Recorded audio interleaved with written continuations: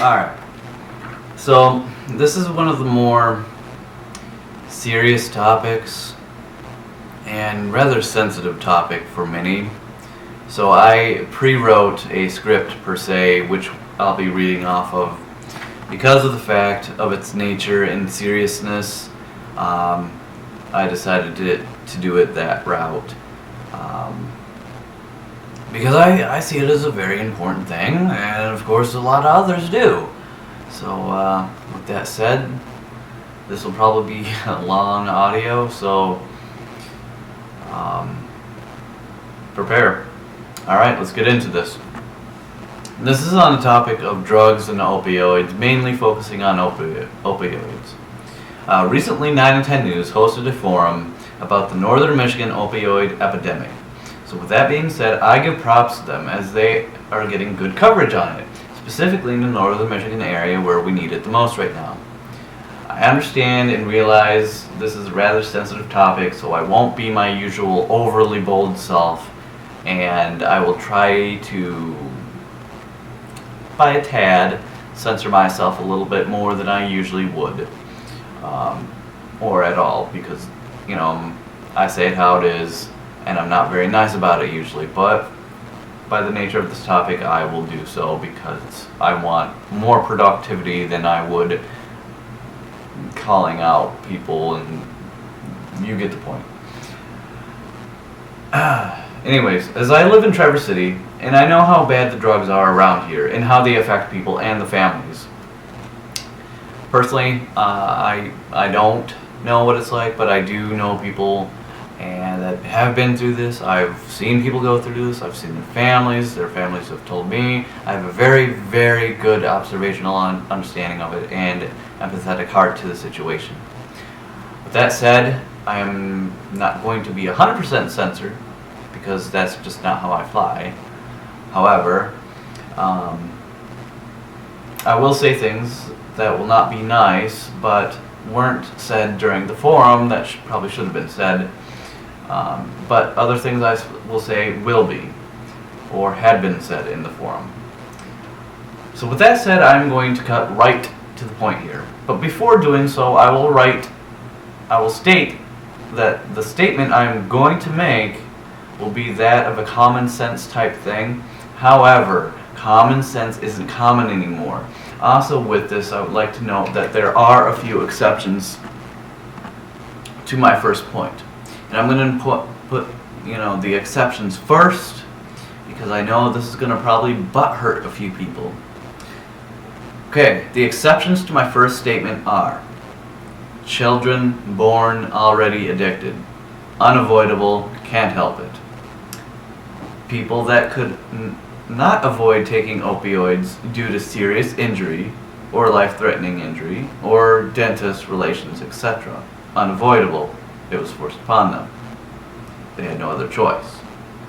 People that were given opioids by doctors for a condition, chronic pain, etc.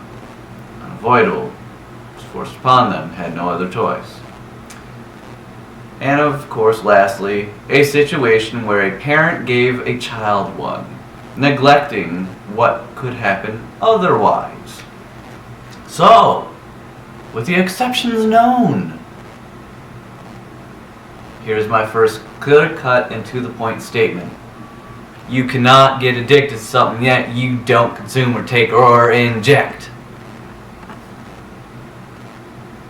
Many cases of addiction to drugs and opioids are twits that go and take them and use them and so on to be cool or fit in, or just to try them because fuck it, like an idiot.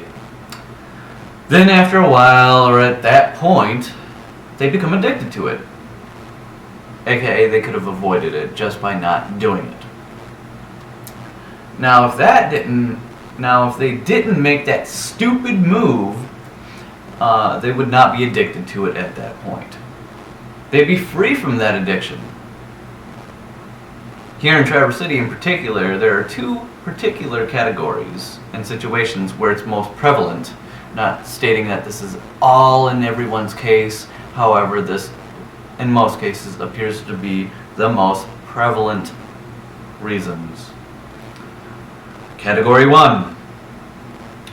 Having what they feel is a bad life, and so to get away from their so-called harsh life and or stress, they use drugs and take opioids as a way to escape reality for a while. More times than none, it's the lower class people due to the enormous amount of stress that comes with being poor or at a poverty level. Category 2. Being an overprivileged twit that has too much time on their hands. In this case, it's more or less the opposite. It's your everyday Traverse City person and not having anything to do. So for their recreational activity, they decide to do stupid things like take drugs and use drugs and opioids. Thus, they get addicted, as they are also trying to either fit in or just flat out bored with nothing better to do. Some cases, they're experimenting to see what it is like. But again, 100% completely avoidable by not taking it in the first place. Again, I will remind people of the aforementioned exceptions, just in case you forgot I gave exceptions to these scenarios. So remember them, just in case I emotionally frustrated you. Anyways, moving on. Anyway, in both categories, as they are different, they are also very similar. Here in particular, in northern Michigan, there are a lot of people with lots of time on their hands. Be it because of a overprivileged lifestyle and having nothing better to do, or simply just because it's northern Michigan. And what I mean by that, to elaborate, is there is literally not much to do in this area in the first place. The only time stuff is consistent is during the summer with things like Cherry Festival, Film Festival, Northwestern Michigan Fair, etc. Outside of that, it's pretty damn boring and eventless around here. And for what events there are, they're typically for the elderly, the adults, and expensive, so not many people are wanting to do it in the first place. Which again helps these people get into doing things that are, well, drug and opioid related, and thusly getting addicted to opioids and drugs. Thus another reason why there isn't a typical user and or abuser, not to mention a typical seller either, as this isn't just a teen twit thing, but also full-grown adults into their mature years even. Just nothing to fucking do. Boredom will cause people to do stupid things. Now, as it was mentioned in this forum, there is actually a category 3, which one of the presentators actually brought up, and I'd like to emphasize on that.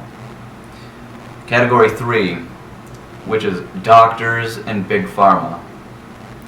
These companies and people are most responsible for overprescribing and openly giving out these opioids to people, and are a big part of why this epidemic started in the first place.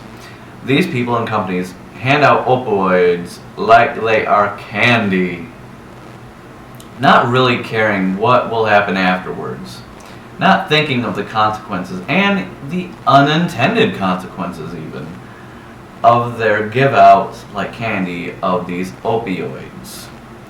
There needs to be a better regulation on how these opioids are prescribed and given. As if the street sellers weren't bad enough alone, we have doctors and big pharma legally giving out people these things and getting them addicted, which will cause them to go to both a doctor and street sellers for their fix of opioids. It's a deadly cycle. So to you doctors, you dentists, and anyone else who is able to prescribe and or give out these opioids, remember this: with great power comes great responsibility. You being able to write these prescriptions is a privilege which has either been abused or misused, if not both. AKA power. The power is the ability to write these prescriptions. Take some responsibility and be smarter with how you handle and prescribe these things. So now, what we have left in the quake of all this is many addicts without much help or treatment, which only makes things and everything else far worse. Instead of throwing them in jail, they ought to be put right into a treatment center of the sorts, at the very least. Throwing them away into the jail or prison areas won't do much. What addicts need is support, help, and guidance. They need recovery. Just throwing them away into the criminal system isn't going to do any of those things. If anything, it'll probably make them worse. I always go with the ideology of being firm but fair. Meaning you shouldn't be their best friend or take some sissy ass approach like some candy ass. But at the same time, don't be a military drill instructor. Finding a moderate between is what is really needed. It shows that yes, you love, you support, and you are there for them, as you should be. But at the same time, you are not going to be a pushover. Make excuses for them. And you will do only what is best for them. And you will hold them to their word, to them wanting to get better and recover. Meaning you're not going to be a wimp, but you're not going to be overly tough on them, because you need to find that moderate in between. Now with that said, it's also important to know that when the student is ready, the teacher will appear. I've said this several times in other videos, but not a lot of people probably understand it because it's very philosophical. It's very deep in that regard. So if it doesn't make sense to you due to how it is a tad bit on the philosophical side of things, I'll state it like this. You cannot help someone who doesn't want to change. It's a hard pill to swallow. Pun intended. But who doesn't, someone who doesn't want to change will refuse help, plain and simple. You're the teacher, they are the student in this situation. So when they are ready for you, the teacher, the student, they will become. Much less if they feel what they're doing isn't wrong in the first place. That also is a very hard deterrent. They themselves must first acknowledge that they have a problem and they want to recover. They want to get better, and they want to have someone like yourself to help them through this and guide them through this, etc. Which in many cases is one of the most difficult situations, as it's usually a long time, if ever, that they will actually get to that mind frame, that they will actually do that. But when they do, the recovery, the rehab can finally be taken into consideration, and progress can really begin to be had. You can only help those who want to be helped. Now, no one is perfect. And recovery and rehab are very difficult things, especially the longer a person has been addicted to a substance. So expect a relapse. Now, by no means am I saying be encouraging of a relapse or what have you, but don't think they're going to be perfect and just never do it again, or you think about doing it again, etc. Expect it. Yes, it sucks to even think about. Yes, it may not be what you want to even think about due to how you just want them to get better. And understandably so. But they won't be back to their normal selves anytime soon. It's a lifelong condition, especially when it's as bad as it's talked about, because it is. It just doesn't usually work out that way. They're probably gonna have a relapse. I know it's negative mind frame, but I gotta be realistic here, alright? They will probably have at least one relapse, and that's being on the exaggeratory ladder itself there. But just know that if they're serious about their recovery and you're serious about keeping them on track, that everything will work out. As long as the relapse doesn't mean literally going back to their old ways of hardcore use and them giving up entirely. It's baby steps over years, in most cases, type scenario. Be patient, be understanding, and more than anything else, listen, observe, watch, communicate, along with love them. And more than that, make sure they know they're loved, they're understood, and that you're there for them. Support is incredibly important for them during this process.